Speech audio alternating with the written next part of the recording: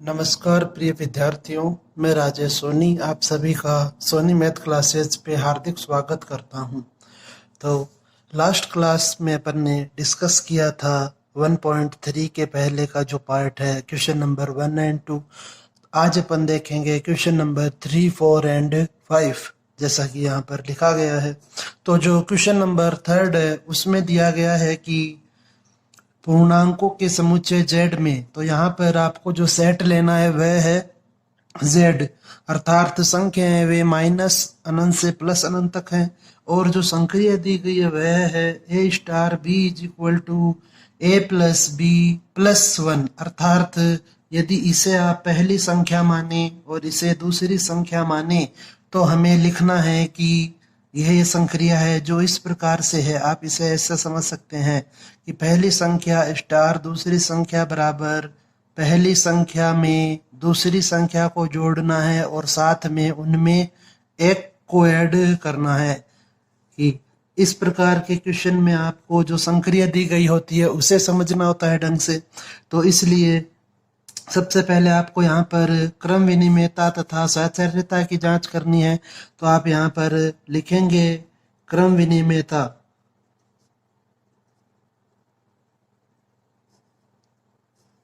तो जो क्रम विनिमेयता है उसके अंदर हमें जांच करनी होती है a star b is equal to b star a की।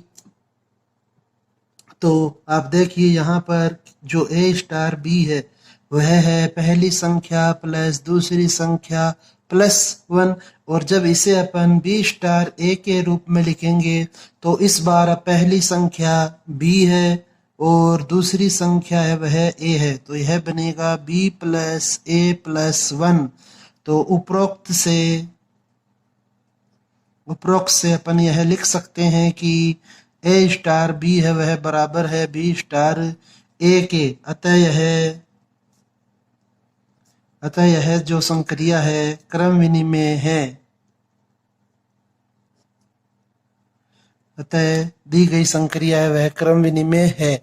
इसके बाद जो इसका नेक्स्ट पार्ट है वह हमें अब जांच करनी है साहचर्यता की, कि यह जो स्टार संक्रिया वह साहचर्यता का पालन करती है अथवा नहीं। तो उसके लिए हमें जांच करनी होगी a star b star c की और साथ ही साथ a star b star c की। तो यहाँ पर आप देखें कि कोष्टक में हमें b स्टार c दिया गया है। तो पहले हमें जो संक्रिया है वह b और c पे लगानी होगी। तो पहली संख्या b है और दूसरी संख्या c है, इसलिए इसे लिखा जाएगा a स्टार पहली संख्या प्लस दूसरी संख्या प्लस 1। ओके, ध्यान से समझें।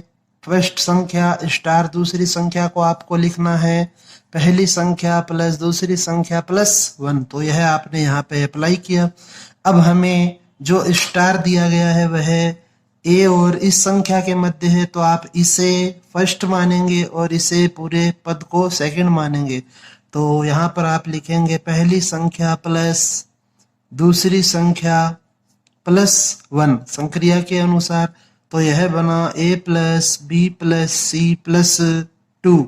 इसी प्रकार अब अपन ज्ञात करते हैं a star b star c का मान। तो यहाँ पर जो संक्रिया है वह पहले इस कोष्ठक के मध्य लगेगी। तो यहाँ पे आप लिखेंगे संक्रिया के अनुसार a plus B plus 1 star c। अब यहाँ पर जो दो संख्याएं हैं वे हैं a प्लस बी प्लस 1 और c। तो यह पहली संख्या है और यह दूसरी संख्या। तो इस संक्रिया के अनुसार इसे लिखा जाएगा पहली संख्या प्लस दूसरी संख्या प्लस 1। तो यह बनेगा a plus B plus C plus 2। तो इसे आप यदि समीकरण माने फर्स्ट और सेकंड तो आप यहाँ पर लिख सकते हैं कि समीकरण 1 व 2 से a star b star c is equal to a star b star c। अतः स्टार सहचर्यता का पालन करती है। यह जो द्विआधारी संक्रिया स्टार है यह सहचार्यता का पालन करती है। इसके बाद जो इसका थर्ड पार्ट है इस क्वेश्चन का वह है कि हमें तत्समक अवयव ज्ञात करना है। तो अपन यहाँ पर हेडिंग लगाएंगे तत्समक अवयव।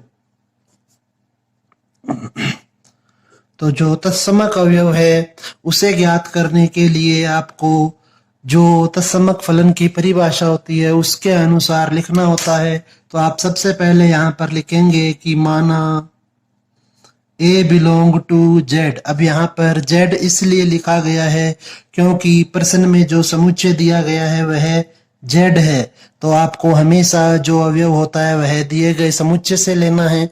तो आप यहाँ पर लिखेंगे कि माना ए बिलोंग टू जेड के लिए तत्समक अवयव ई है। माना ए बिलोंग टू जेड के लिए तत्समक अवयव ई है। तो यहाँ पर हमारे पास जो दो संख्याएं हैं वे हैं ए और ई। तो अब आप यहाँ पर लिखेंगे कि अतः तत्समक फलन की अथवा तत्समक अवयव की परिभाषा के अनुसार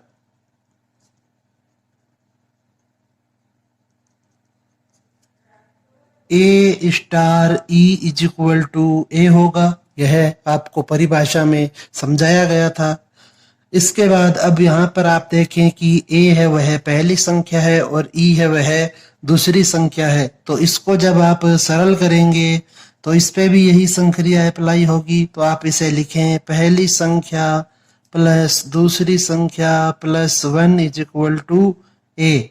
तो इसे और फर्दर सॉल्व करेंगे तो ए से ए कैंसिल होगा और यहाँ आपको मिलेगा e plus 1 is equal to 0। तो यहाँ से हमें e की वैल्यू प्राप्त होती है -1। तो अतः आप लिखेंगे कि अतः a बिलोंग टू z के लिए तत्समक अवयव e बराबर -1 है। यह इस प्रकार से तत्समक अवयव ज्ञात किया जाएगा। इसके बाद हमें इस क्वेश्चन में प्रतिलोम अवयव भी ज्ञात करना है। तो अपन लिखेंगे नेक्स्ट जो हेडिंग है वह प्रतिलोम अवयव अथवा इसे आप व्युत्क्रमणीय अवयव भी कहते हैं। तो कुछ भी लिखें व्युत्क्रमणीय अवयव के लिए। तो बिल्कुल सेम भाषा को रिपीट करते हुए आप लिखेंगे माना ए बिलोंग टू जेड के लिए प्रतिलोम अवयव x है। तो अतः प्रतिलोम फलन की परिभाषा के अनुसार इसे लिखा जाएगा A star X is equal to E. यह आपके प्रतिलोम फलन की परिभाषा के अनुसार लिखा गया है। तो जो ई की वैल्यू है वह अपन ज्ञात कर चुके हैं। इस कारण से ई की जगह पे ई का मान रखेंगे। तो यह बनेगा A star X is equal to -1। अब यहाँ पर जो दो संख्याएं हैं वे ए और x है, इसलिए यहाँ पर भी दिए गए संक्रिया का पालन होगा, उसे लगाना होगा यहाँ पर। तो आप यहाँ पर लिखेंगे पहली संख्या प्लस दूसरी संख्या प्लस 1 के अनुसार a plus X plus 1 is equal to -1। और चूंकि अपन ने यहाँ पर प्रतिलोम अवयव x माना है इसलिए हमें x का मान ज्ञात करना है। तो आप लिखेंगे कि अतः x की जो वैल्यू है वह है -a -2, या फिर आप इसे लिख सकते हैं x is equal to minus बाहर ब्रैकेट में a+2। तो अतः a बिलोंग टू z के लिए प्रतिलोम अवयव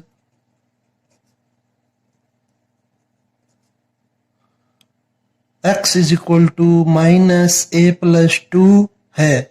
यह आपका क्वेश्चन इस प्रकार से कंप्लीट होगा। तो आपको क्रम विनिमयता की जांच करनी होती है, तो ध्यान में रखना होता है कि जो ए स्टार बी है वह बराबर होना चाहिए बी स्टार ए के। यदि ऐसा नहीं है तो वह क्रम विनिमय नहीं होगा।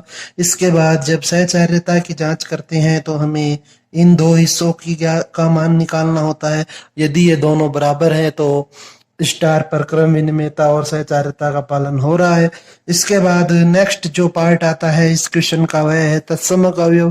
तो तत्समक अवयव के लिए आप यहाँ पर लिखते हैं कि माना ए बिलोंग टू जेड के लिए तत्समक अवयव ई है। नेक्स्ट जो क्वेश्चन है आपका वह है हमारी जो एक्सरसाइज है बुक की उसका क्वेश्चन नंबर 4, और इसमें आपको दिया गया है कि जो समुच्चय R-1 पर एक द्विआधारी संक्रिया इस प्रकार से है कि आप यहाँ पर देखें कि जो A स्टार B है उसकी वैल्यू दी गई है A plus B minus AB। तो यह क्वेश्चन है वह अपन पहले डिस्कस कर चुके हैं एग्जाम्पल नंबर 11 में, तो इसलिए इस क्वेश्चन को वापस से नहीं रिपीट किया जा रहा है। आप इसे वहां पर जो जिस लेक्चर में एग्जाम्पल नंबर 11 डिस्कस किया गया है उसे देखें और वहां से समझ सकते हैं। तो इसके बाद अब अपन नेक्स्ट क्वेश्चन नंबर 5 देखते हैं। तो जो क्वेश्चन नंबर 5 है उसमें दिया गया है कि समुच्चय R0 में चार फलन निम्न प्रकार से परिभाषित हैं।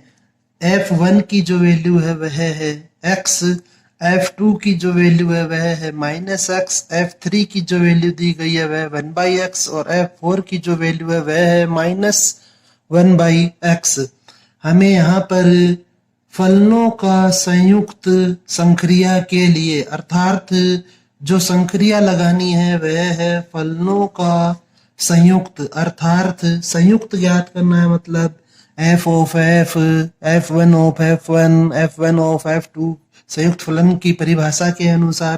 तो इसे आप लिख सकते हैं कि फलनों का जो संयुक्त है वह बनेगा f1 of f1, f1 of f2, f1 of f3, f1 of f4। इसी प्रकार जब आप f2 की बात करें तो यदि स्टार्टिंग में f2 लिया जाए तो यह बन सकता है f2 of f1, f2 of f2, f2 of f3, f2 of f4। इसी प्रकार यदि अपन फर्स्ट जो फलन है फंक्शन है उसे यदि अपन f3 लें तो यह बनेगा f1 of f3 of f1, f3 of f2, f3 of f3 और f3 of f4। इसी प्रकार यदि अपन पहले फलन को फंक्शन को f4 माने यदि तो यह बन सकता है f4 of f1, इसी प्रकार से f4 of f2, f4 of f3 और लास्ट f4 of f4। तो यहाँ पर ये जो चार फलन दिए गए हैं f1, f2, f3, f4, इनसे अपन यह 16 संयुक्त फलन बना सकते हैं। यह सभी हैं संयुक्त फलन इन चार फलनों की सहायता से। तो अब आपको सबसे पहले क्वेश्चन में दिया गया है कि इसकी संक्रिया सारणी बनाइए। तो संक्रिया सारणी बनाने के लिए हमें इन सभी की वैल्यूज फाइंड करनी होगी, इन सभी की। तो आप सबसे पहले लिखेंगे कि f1 of f1 x is equal to होगा f1 of f1 x। तो प्रश्नानुसार f1 की जो वैल्यू है वह है x, इसलिए यह बनेगा f1 x जो कि x के ही इक्वल है। अर्थात बात करें यदि अपन फलन की तो हमें f1 ही प्राप्त हो रहा है। इसके बाद नेक्स्ट आपको दिया गया है f1 of f2 की वैल्यू फाइंड आउट करनी है। तो इसे आप लिखेंगे f1 of f2x। तो यह बनेगा f1 of, अब यहाँ पर f2 की वैल्यू पुट कीजिए तो यह होगा -x। और यहाँ से अब आप इसे देख सकते हैं कि हमें f1 ऑफ माइनस एक्स की वैल्यू चाहिए, इसलिए f1 में x के स्थान पर माइनस एक्स रखना होगा, तो यह प्राप्त होगा माइनस एक्स। और माइनस एक्स वह फलन f2 को व्यक्त कर रहा है। इसी प्रकार f1 ऑफ f3x की जो वैल्यू है वह होगी f1 ऑफ f3x। अब प्रश्नानुसार f3 की जो वैल्यू दी गई है वह है 1/x। अब हमें यहाँ पर वैल्यू चाहिए f ऑफ 1/x की, तो f1x में x के स्थान पर 1/x रखेंगे तो आपको मिलेगा, जब आप x के स्थान पर 1/x रखेंगे तो 1/x ही प्राप्त होगा। और जो 1/x वह व्यक्त कर रहा है f3 को। इसी प्रकार से f1 ऑफ f4 की जो वैल्यू होगी वह इस प्रकार से ज्ञात की जाएगी, f1 ब्रैकेट f4x की जो वैल्यू है वह है -1/x। जब आप इसे सरल करेंगे तो f1 में x के स्थान पे यह मान रखेंगे तो आपको -1/x ही मिलेगा, और यह f4 को ही रिप्रेजेंट कर रहा है। इसी प्रकार जब अपन f2 की वैल्यू फाइंड करेंगे f2 ऑफ f1x की, तो आप इसे लिखेंगे f2 ऑफ f1x की जो वैल्यू है वह है x, और f2x की वैल्यू क्वेश्चन के अनुसार है -x, अर्थात यहाँ से हमें फलन जो मिल रहा है वह मिल रहा है f2। इसी प्रकार f2 ऑफ f2x की जो वैल्यू है वह है f2 ऑफ f2x, अर्थात f2 ऑफ, हमें यहाँ पर f2 की वैल्यू पुट करनी है। तो इसको जब आप सॉल्व करेंगे तो हमें f2x में x के स्थान पर -x रखना है, इसलिए यह बनेगा माइनस का चिन्ह पहले से दिया गया है वह लिखा है अपन ने, और x के स्थान पे -x, इसलिए यह बना x, और x है वह f1 को रिप्रेजेंट कर रहा है। इसी प्रकार f2 ऑफ f3 को जब अपन सॉल्व करेंगे तो यह होगा f2 ऑफ f3x। तो इसे आप लिखेंगे f2 ऑफ f3x की जो वैल्यू है वह है 1/x। अब हमें यहाँ से वैल्यू चाहिए f2 1/x की, तो f2 में x के स्थान पर आप रखेंगे 1/x, तो यह बन जाएगा -1/x, और -1/x रिप्रेजेंट कर रहा है f4 को। इसी प्रकार से f2 ऑफ f4x की जब आप वैल्यू फाइंड करेंगे तो यह बनेगा f2 बड़ा कोष्टक f4x, और यह होगा f2 f4x की जो वैल्यू है वह है -1/x। यहाँ से हमें f2 -1/x की वैल्यू चाहिए, तो आप f2x में x के स्थान पर -1/x रखेंगे तो आपको मिलेगा -1/x is equal to 1/x, और 1/x है जो फंक्शन है f3 को डिनोट करता है। इसी प्रकार अब अपन बात करते हैं f3 ऑफ f1x की, तो इसे आप लिखेंगे f3 ऑफ f1x। f1x की जो वैल्यू है वह प्रश्न के अनुसार x दी गई है, और f3x की वैल्यू है जो है f1/x क्वेश्चन के अनुसार। तो यहाँ से हमें f3 फंक्शन ही मिल रहा है। जब आप f3 ऑफ f2x फाइंड करेंगे तो यह बनेगा f3 ऑफ f2x। f2x की जो वैल्यू है वह क्वेश्चन के अनुसार है -x। अब आपको वैल्यू चाहिए f3 ऑफ -x की, तो अपन f3 में x के स्थान पर -x रखेंगे तो आपको मिलेगा -1/-x माइनस एक्स, सॉरी, तो यह बनेगा -1/x और यह रिप्रेजेंट कर रहा है f4 को। इसी प्रकार से जब आप नेक्स्ट सोल्व करेंगे f3 ऑफ f3x को, तो यह होगा f3 of f3x and f3x की जो वैल्यू है वह है 1/x। अब आपको f3 में x के स्थान पर 1/x रखना है, इसलिए यह बनेगा 1/1/x अर्थात x, और यह व्यक्त कर रहा है f1 को। इसी प्रकार से f3 ऑफ f4x की जब वैल्यू फाइंड की जाएगी तो वह होगा f3 ऑफ f4x, तो यह बनेगा f4 की वैल्यू है जो है -1/x। अब आप इसको और फर्दर सोल्व करेंगे तो जो f3 है वहां पर x के स्थान पर -1/x रखें तो आपको मिलेगा 1/-1/x अर्थात -x रिप्रेजेंट कर रहा है f2 को। इसी प्रकार से अब अपन f4 की वैल्यू फाइंड करेंगे तो f4 ऑफ f1x यह बनेगा f4 of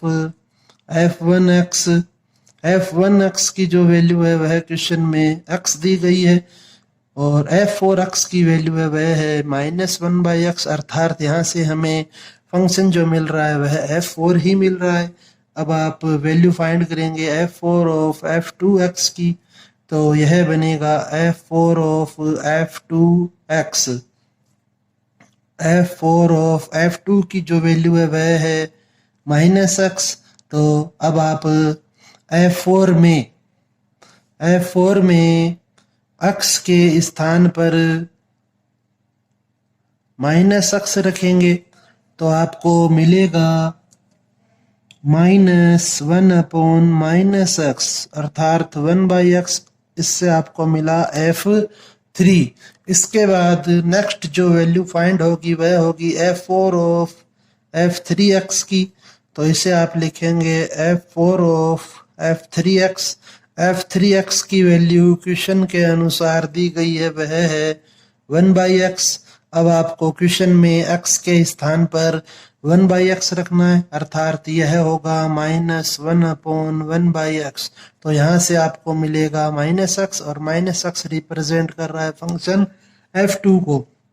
last f4 of f4x की जो वैल्यू है वह होगी f4 ऑफ f4x, तो यहाँ से f4x की जो वैल्यू है वह है -1/x, तो f4 में x के स्थान पर -1/x रखेंगे तो यहाँ से हमें मिलेगा x, तो जो x है वह रिप्रेजेंट कर रहा है f1 को। तो अब आप यहाँ से सभी संयुक्त फलनों का मान ज्ञात कर चुके हैं, तो अब आप यहाँ से लिख सकते हैं कि अतः संक्रिया सारणी ऑफ के लिए संयुक्त फलनों के लिए बन रही है।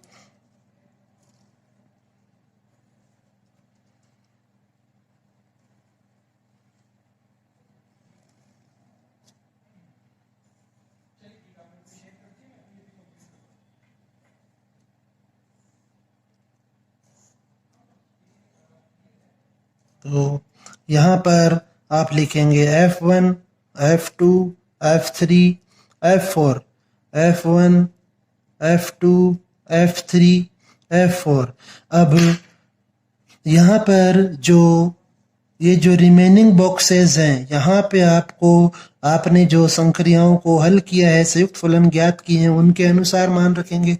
जैसे बात करें इस बॉक्स की तो यहाँ पर आपको लिखना है f1 ऑफ f1 की वैल्यू, तो f1 ऑफ f1 की वैल्यू है वह हमें मिली f1, इसलिए आप यहाँ पर लिखेंगे F1। इसी प्रकार नेक्स्ट F1 ऑफ F2, तो F1 ऑफ F2 की वैल्यू मिली हमें F2। इसके बाद नेक्स्ट F1 ऑफ F3 की जो वैल्यू है वह है F3, तो यहाँ पे आप लिखेंगे F3। इसके बाद F1 ऑफ F4 की जो वैल्यू वह है F4, तो यहाँ पे आप लिखेंगे F4। इसके बाद नेक्स्ट जो है F2 ऑफ F1, अर्थात इसकी बात कर रहे हैं, तो इसका जो मान मिला हमें वह है F2। इसके बाद नेक्स्ट F2 ऑफ F2 की जो वैल्यू है वह है F1। Next F2 of F3 की जो वैल्यू है वह है F4, और F2 ऑफ F4 की जो वैल्यू है वह है F3। इसके बाद नेक्स्ट F3 ऑफ F1, अर्थात यह है, तो इसकी जो वैल्यू मिली हमें वह थी F3। F3 ऑफ F2 यहाँ से आप देखेंगे तो इसकी जो वैल्यू है वह है F4।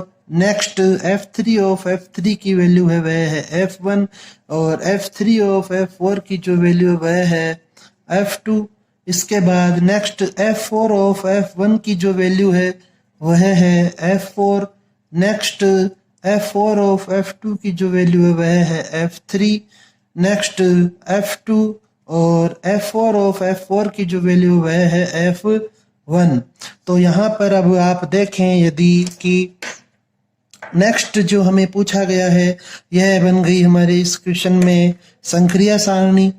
इसके बाद अब आपको नेक्स्ट जो पार्ट दिया गया है इसका, कि इसमें आपको तत्समक अवयव बताना है। तो जैसा कि अपन ने थ्योरी में डिस्कस किया था संक्रिया सारणी में, कि जब आप संक्रिया सारणी के द्वारा तत्समक अवयव ज्ञात करते हैं तो वहां पर जो पहली पंक्ति है वह सबसे ऊपर पंक्ति के संपाती होनी चाहिए। तो आप देखें कि जो यह जो पंक्ति है यह इस पंक्ति के संपाती है, और यह जो सबसे पहला वाला जो स्तंभ है वह स्तंभ इस स्तंभ के संपाती है। संपाती अर्थात समान। तो जो F1 जिस अवयव से यह पंक्ति और स्तंभ स्टार्ट होते हैं वही आपका तत्समक अवयव होता है। तो अतः सारणी के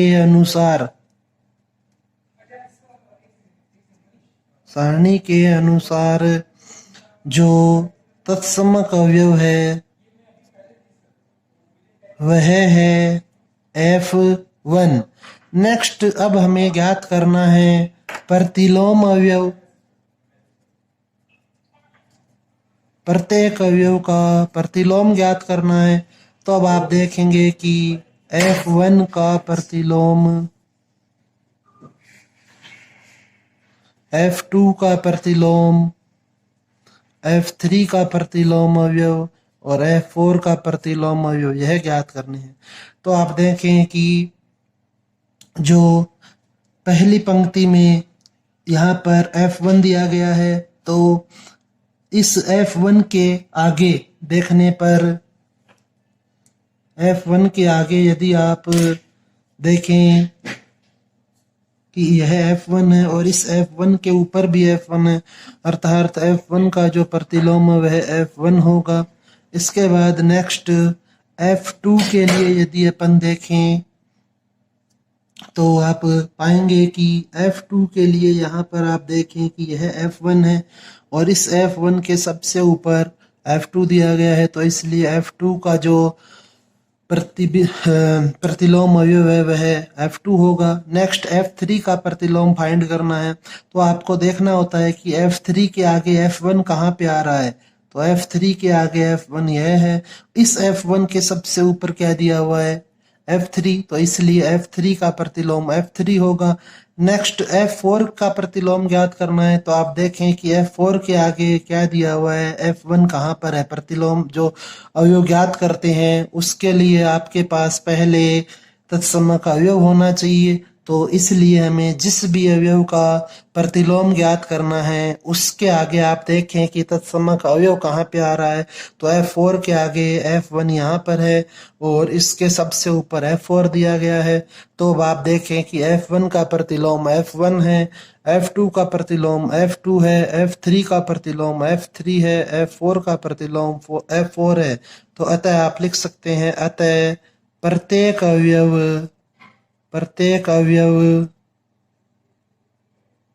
स्वयं का प्रतिलोम है।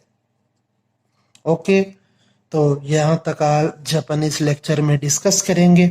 इन्हें आप वापस से रिवाइज करें। जो क्वेश्चन नंबर 5 है इसको आप एक बार वापस से ढंग से देखें और स्वयं हल करने की कोशिश करें। ओके, धन्यवाद।